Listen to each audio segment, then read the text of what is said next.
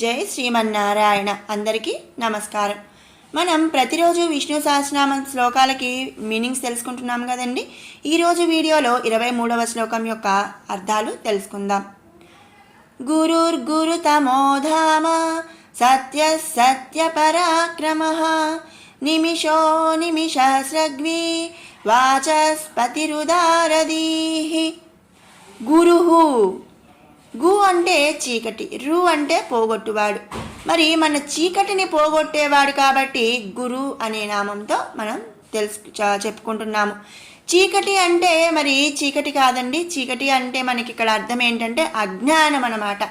అజ్ఞానాన్ని పోగొట్టి మనకి జ్ఞానాన్ని కలిగించి మనకి మోక్షాన్ని కలిగించేవాడు శ్రీమన్నారాయణుడు. వేదములను గుణములను ధర్మాలను తన భక్తులకు బోధించువాడు కాబట్టి గురువుల అందు అనేక రకములు కలరు. బ్రహ్మస్వరూపులైన నాద వేద వాక్కులను బోధించేవాడు శ్రీమన్నారాయణుడు. సకల శాస్త్రములను కూడా ధర్మములను గురు శిష్యుల పరంపర చేత ఈ జగత్తునందు వ్యాప్తింపచేసినవాడు శ్రీమన్నారాయణుడు. మరి మనం ఇక్కడ చూస్తే శ్రీమన్నారాయణుడు మనందరికీ వచ్చి మనకేమీ చెప్పట్లేదు కదండి అని చెప్పి అనుకోవచ్చు. కానీ ఏంటి అంటే మనం ఇంతకు ముందు నామాల్లో చెప్పుకున్నట్లు ప్రతి జీవిలో కూడా అంతర్యామిగా ఉండేది శ్రీమన్నారాయణుడు. అంతేకాకుండా గురు శిష్యుల పరంపర అంటే ఇవాళ మనం చూస్తే మనం స్టూడెంట్స్గా ఉన్నవాళ్ళు రేపు టీచర్స్ అవుతారు, అలాగే లెక్చరర్స్ అవుతారు. అదేవిధంగా ఏంటంటే గురు శిష్యుల పరంపర చేత ఒకళ్ళు ఒక విషయాన్ని ఒకరికి చెబితే మరి అది అలా అలా అంటే స్ప్రెడ్ అయిపోతుందన్నమాట.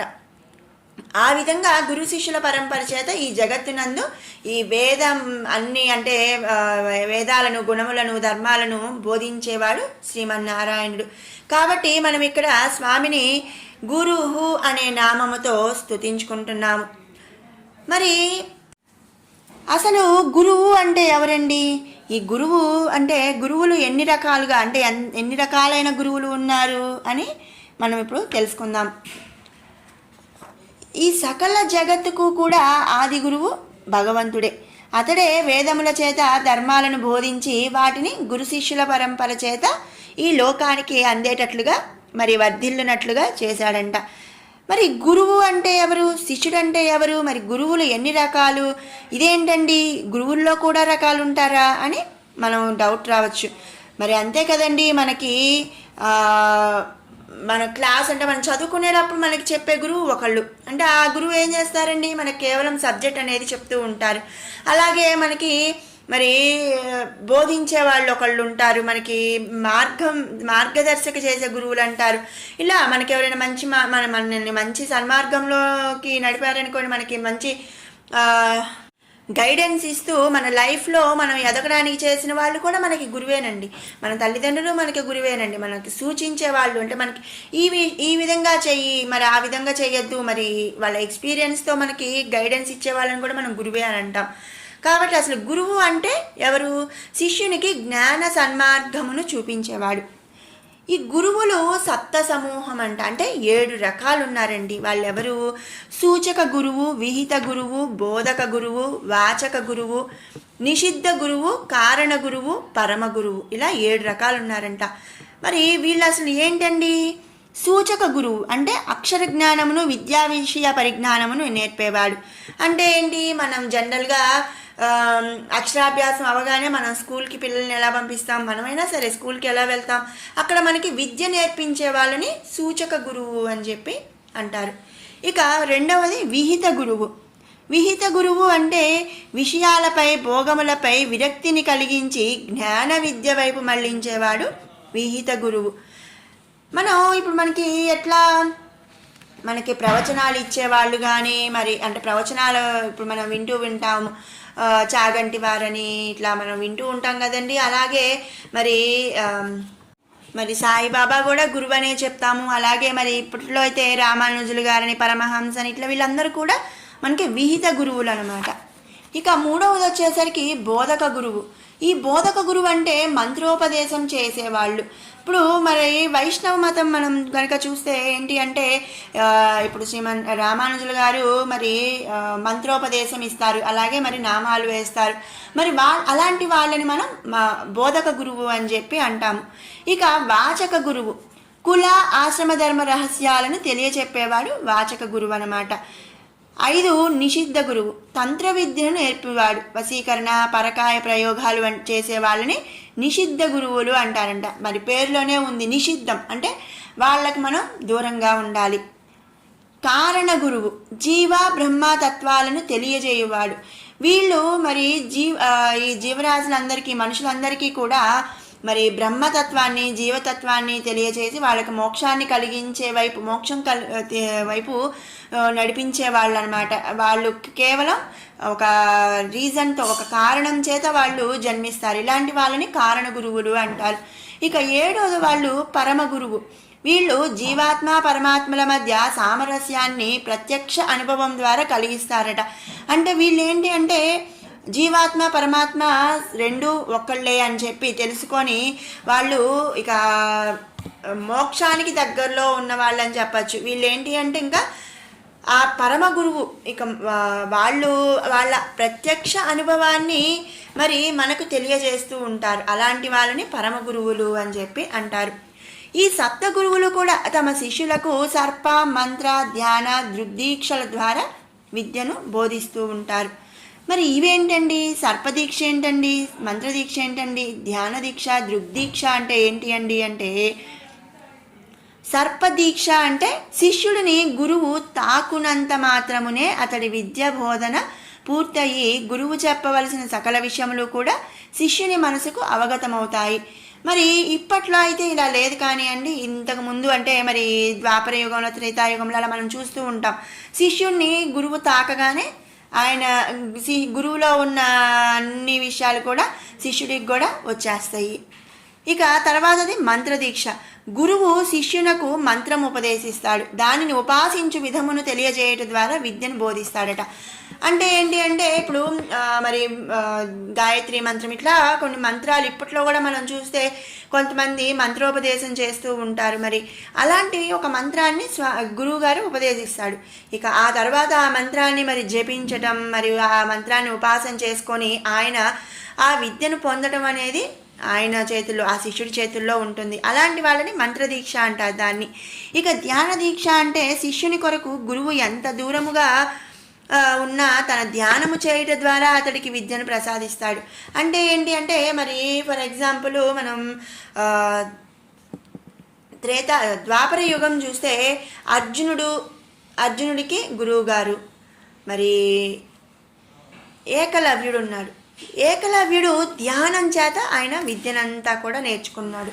మరి ఏకలవ్యుడు గురువుగారి దగ్గరికి వెళ్ళినప్పుడు, నేను రాజు బిడ్డలకి మాత్రమే నేర్పిస్తానయ్యా, నేను నీలాంటి వేటగాళ్లకు నేను నేర్పించను అని చెప్పినప్పుడు ఆయన ఏం చేశాడండి, ఆ గురువుగారి ప్రతిమను చేసుకొని ఆయన ధ్యానం చేస్తూ ఆ ధ్యానం ద్వారా గురువుగారితో కనెక్ట్ అయ్యి ఆయన విద్య అనేది నేర్చుకున్నాడు. దానిని ధ్యాన దీక్ష అని చెప్పి అంటారు. ఇక 4వది దృగ్దీక్ష. శిష్యుడి మీద తన దృష్టి పడినంతనే హితవు జరిగినట్లు గురువు శక్తి చేత ప్రసాదించు విద్య అన్నమాట. అంటే ఆయన ఎదురుగా ఉంటే చాలు, ఆయనకి గురువుగారి ఎదురుగా మనం ఎప్పుడు ఉన్నంత మాత్రమే ఆయన చూపు పడితే చాలు ఈ శిష్యుడికి చదువంతా వచ్చేస్తుంది. దాన్ని దృగ్దీక్ష అని చెప్పి అంటారు. అయితే ఈ కలికాలంలో ఇవన్నీ లేవు, కానీ ఇవన్నీ కూడా మరి ఒకప్పుడు ఉండేవన్నమాట. ఇక తర్వాత నామం గురుతమః. గురువులకు గురువైన ఆ శ్రీమన్నారాయణుడే గురువులందరిలోకి ఉత్తమమైన వాడు, శ్రేష్టమైన వాడు. శిష్యుల పరంపర చేత గురువులను తయారు చేసినటువంటి వాడు శ్రీమన్నారాయణుడు. మరి సకల జగత్తుకు గురువు ఆయనే అని మనం చెప్పుకున్నాం ఇంతకుముందు నామాల్లో కూడా. కాబట్టి మరి ఫస్ట్ గురువు శ్రీమన్నారాయణుడు కాబట్టి ఆ గురువులందరిలో కూడా మరి ఉత్తమమైన వాడు కాబట్టి ఆ స్వామిని మనం గురుతమః అనే నామంతో స్తుతించుకుంటున్నాం. తర్వాత నామం ధామః. ధామం అంటే గమ్యం. సకల జనులకు గమ్యమైనటువంటి వాడు శ్రీమన్నారాయణుడే. మరి మనందరము కోరుకునేది మోక్షధామం. మరి ఆ మోక్షాన్ని ప్రసాదించేవాడు శ్రీమన్నారాయణుడు. మరి మనం మన డెస్టినేషన్, గమ్యం అంటే డెస్టినేషన్. మరి మనం ఒక ఊరు వెళ్ళాలి, లేదు ఒక పని చేయాలి, మన డెస్టినేషన్ మనం డిసైడ్ చేసుకుంటాము. ఆ డెస్టినేషన్కి తగ్గట్టుగా మనం ఒక వెహికల్లో కానీ మరి ఏదైనా కానీ మనం వెళ్ళటం అనేది జరుగుతుంది. మరి మన డెస్టినేషన్ ఏది, మీ గమ్యం ఏది అనగానే పలానా ఊరండి, లేకపోతే పలానా పని అండి, లేదు మరి పలానా ఇంత అమౌంట్ సంపాదించడం అండి, లేదా మనం ఈ చదువు నేను చదువుకోవటం అండి, ఫైనల్లీ ఈ జాబ్ సంపాదించడం అండి అని మనం ఒక డెస్టినేషన్, మన గమ్యం చెప్తాము. మరి ఆ గమ్యాన్నే కదా మనం రీచ్ అవుతాం. అదేవిధంగా మరి మోక్షాన్ని ప్రసాదించేవాడు శ్రీమన్నారాయణుడు. మరి మనకి కావాల్సిందేంటి? మోక్షం. మరి మనం మోక్షం కావాలి అన్నప్పుడు మరి మనం ఎక్కడికి వెళ్ళాలండి? మన డెస్టినేషన్ ఏదండి? ఆ మోక్షాన్ని ప్రసాదించే వాడి దగ్గరికి మనం వెళ్ళాలి. మరి మన గమ్యం అనగానే శ్రీమన్నారాయణుడు అని చెప్పి చెప్తాం. కాబట్టి మరి ఇక్కడ గమ్యం అంటే ధామం అంటే గమ్యం, కాబట్టి ఇక్కడ మన గమ్యం శ్రీమన్నారాయణుడు అనే ఉద్దేశంతో స్వామిని మనం ఇక్కడ దామహ అనే నామంతో స్తుతించుకుంటున్నాం. తర్వాత నామం సత్యః. పరమాత్ముడు స్థిరమైనటువంటి వాడు, చలనరహితుడు, ఎల్లప్పుడూ కూడా ఏ విధమైన భేదము పొందనివాడనమాట. సజ్జనులకు సాధుజనులకు మోక్షగమ్యమైన వాడు, లోకములను సృష్టించేవాడు తనే, రక్షించేవాడు ఆయనే, అలాగే మరి శిక్షించేవాడు కూడా ఆ శ్రీమన్నారాయణుడే. ఆ పరమేశుడే ఈ సకల జగత్తునందు కూడా సత్యమని చెప్పతగినటువంటి వాడు. అతనిని శరణు వేడితే ఈ భవసాగరమును కూడా దాటించు కరుణాహృదయుడు శ్రీమన్నారాయణుడు. కాబట్టి ఆ స్వామిని మనం ఇక్కడ సత్యః అనే నామముతో స్తుతించుకుంటున్నాం. తర్వాత నామం సత్య పరాక్రమః. సత్య పరాక్రమః. సత్యము ధైర్యమును పరాక్రమమును కలిగిస్తుంది. అంటే మనం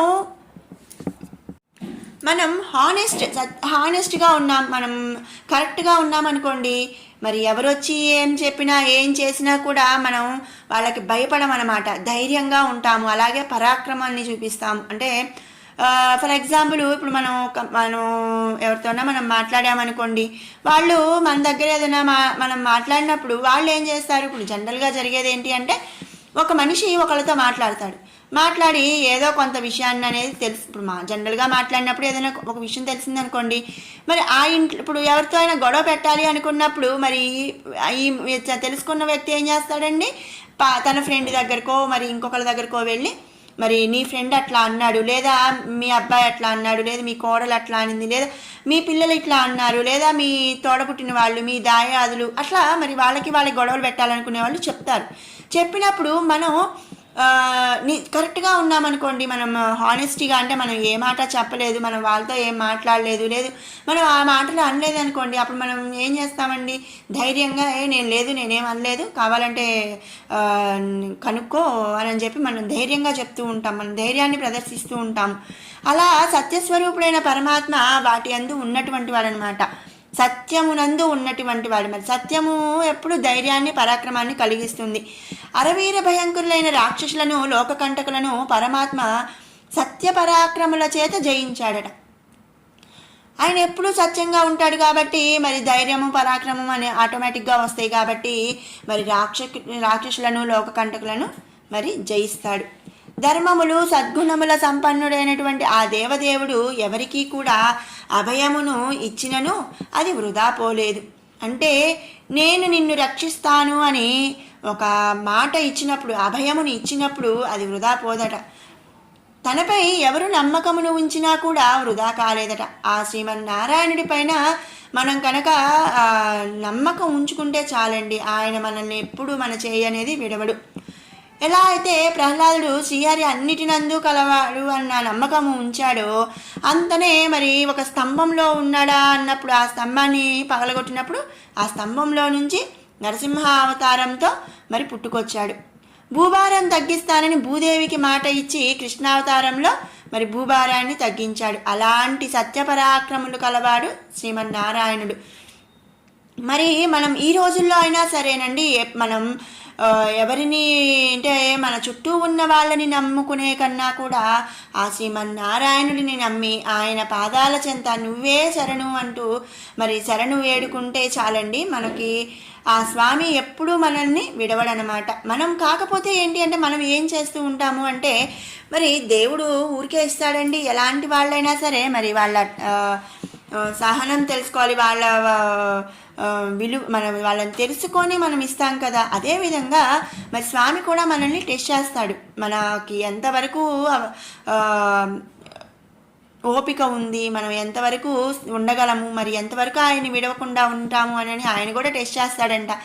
అలాంటి టెస్ట్ చేసేటప్పుడు మరి కష్టాలు పెడుతూ ఉంటాడు, కొన్ని రోజులు మరి పట్టించుకోనట్లుగా ఉంటాడు. మరి ఈ టైంలో మనం ఏం చేస్తాం అంటే ఈయన మనకేం చేయట్లేదని మనం ఆయన్ని వదిలేస్తాం. అలా కాకుండా మరి కేవలం ఆయన మీద పూర్తి నమ్మకాన్ని గనక ఉంచుకుంటే అలాంటి వాళ్ళ నమ్మకం ఎప్పుడూ కూడా వృధా కాదు. కాబట్టి ఆయన్ను మనం ఇక్కడ సత్య పరాక్రమ అనే నామంతో స్తుతించుకుంటున్నాం. తర్వాత నామం నిమిషః. నిమిషం అంటే మరి మినిట్. పరమేశ్వరుడి గమ్యం ఒక్కటే. ఈ జగత్తునందు ధర్మములు ఉద్ధరింపబడుతూ ఉండాలి. జీవులు మాయా ప్రభావము చేత దుష్కర్మలు చేయకుండా పరమాత్మతో సామరస్యము కలిగి ఉండాలి. సాధు సజ్జనులు సేవింపబడాలి. ఈ లక్ష్యముతో అనుక్షణం పరితపిస్తూ ఉంటాడు. దీనికి భేదముగా ప్రవర్తించు వారి పట్ల తన కృపాకటాక్ష వీక్షణములు ప్రసరింప చేయకుండా ఉంటాడనమాట. అంటే ఇప్పుడు మనం ఒక ఎగ్జాంపుల్గా మనం చెప్పుకుంటే మనం చెప్తూ ఉంటాం, ఎవ్రీ మినిట్ నేను దీనికోసమే నేను ట్రై చేస్తూ ఉంటాను. ఎవ్రీ మినిట్ నా ప్రయత్నం అంతా కూడా నేను సంపాదించడానికి, లేదా ప్రతి మినిట్ కూడా నేను నీ గురించే ఆలోచిస్తూ ఉంటాను. ప్రతి మినిట్ కూడా నేను ఇది ఎలా చేయాలి అని ఆలోచిస్తూ ఉంటాను అని చెప్పి మనం చెప్తూ ఉంటాం. అంటే ఏంటి అంటే ఇక్కడ స్వామి ఏంటండి ఎవ్రీ మినిట్ కూడా ఏం ఆలోచిస్తూ ఉంటాడండి, దుష్కర్మలు చేయకుండా పరమాత్మతో సామరస్యం కలిగి ఉండాలి అని చెప్పి, అలాగే ధర్మం ఉద్ధరించబడుతూ ఉండాలి ఈ జగత్తులో అని ఆలోచిస్తూనే ఉంటాడు. మన జగత్తు గురించే ఆలోచిస్తూ ఉంటాడు.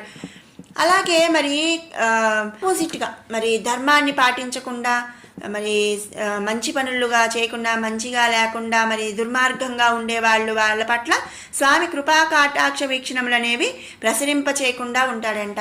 మరి ఇప్పుడు ఫర్ ఎగ్జాంపుల్ ఒక మనిషే ఉన్నాడనుకోండి, ఆ మనిషి మనం ఏంటి ఒక కరెంటు చూద్దాం, కరెంటు బిల్లు కట్టలేదు ఈ నెల. వాళ్ళు ఏం చేస్తారండి, ఒక 10 రోజులు ఎక్స్ట్రా మనకి టైం ఇస్తారు. ఈ 10 రోజులు కరెంట్ ఉంటుందండి. మరి కరెంట్ ఉంది వీళ్ళకి, మరి వీళ్ళు కరెంటు బిల్లు కట్టకపోయినా కరెంట్ ఉంది అని మనం కట్టకుండా ఉంటే మనకు ప్రాబ్లం అవుతుంది. ఈ 10 రోజులు చూస్తారు. 10 రోజులు చూసి 11వ రోజు కరెంటు తీసేస్తాడు. మరి ఇస్తూ ఉంటాడు, 11వ రోజు కరెంటు తీసాడు కదా. అట్లాగే మరి మనకైతే మనం కరెక్ట్గా బిల్లు కడుతూ ఉన్నాం అనుకోండి, మనకి ఎప్పుడు కరెంట్ అనేది వస్తూనే ఉంటుంది. అదేవిధంగా ఏంటి అంటే స్వామివారి కృపా కటాక్షాలు కొంతవరకు ఇస్తాడు వాళ్ళకి. ఎప్పుడైతే వాళ్ళు మరి ఈ ధర్మాలని పాటించకుండా, మరి స్వామితో సామరస్యకంగా ఉండకుండా, మరి మంచి పనులు చేయకుండా చెడుగా లోకకంటకంగా ఉంటారో వాళ్ళ మీద కృపా కటాక్షాలు ఆగిపోయినప్పుడు ఏమవుతుంది, ఆ క్యాండిల్ ఉన్నంత వరకే వెలుగుతుందండి. ఆ క్యాండిల్ ఆరిపోయిన తర్వాత మరి ఇక క్యాండిల్స్ అందించాడు కదా, ప్రొడక్ట్ అనేది అందించినప్పుడు ఏమవుతుందండి, ఆ ప్రొడక్ట్ ఉన్నంత వరకు అయిపోగానే అది చీకటి అయిపోతుంది. అదేవిధంగా మరి వాళ్ళ మీద కృపాకటాక్షాలు అనేవి ప్రసారింపజేయనప్పుడు ఏమవుతుందండి, వాళ్ళు నశించిపోతారు. కాబట్టి ప్రతి నిమిషం కూడా ఈ జగత్తు గురించి, ఈ జగత్తులో ధర్మాలు ఉద్ధరింపబడటం గురించి ఆలోచిస్తూ ఉంటాడు. కాబట్టి ఆ స్వామిని మనం ఇక్కడ నిమిషః అనే నామంతో స్తుతించుకుంటున్నాం. తరువాత నామం అనిమిషః. నిమిషః అంటే నిమిషం, అనిమిషః అంటే నిమిషం కాదనమాట. తన లక్ష్యము యందు శ్రద్ధాభక్తులు కలిగి ఉన్న వారి పట్ల అనుక్షణం ప్రేమానురాగాలతో కూడి చూచువాడు స్వామి. అంటే అనుక్షణం మరి వాళ్ళ మీద ప్రేమానురాగాలు కురిపిస్తూ ఉంటాడు. అందుకనే ఆ స్వామిని ఇక్కడ అనిమిషః అనే నామంతో స్తుతించుకుంటున్నాం. తర్వాత నామం స్రగ్వి. శ్రీ మహావిష్ణువు మెడ అందు నిత్యము వైజయంతి మాల అలంకరింపబడి ఉంటుంది. ఈ మాలనే వనమాల అందురు. పంచత్రణాత్మల స్వరూపమే ఈ మాల. అటువంటి వనమాలను నిత్యము ధరించేవాడు శ్రీమన్నారాయణుడు. కాబట్టి స్రగ్వి అనే నామంతో మనం స్తుతించుకుంటున్నాము.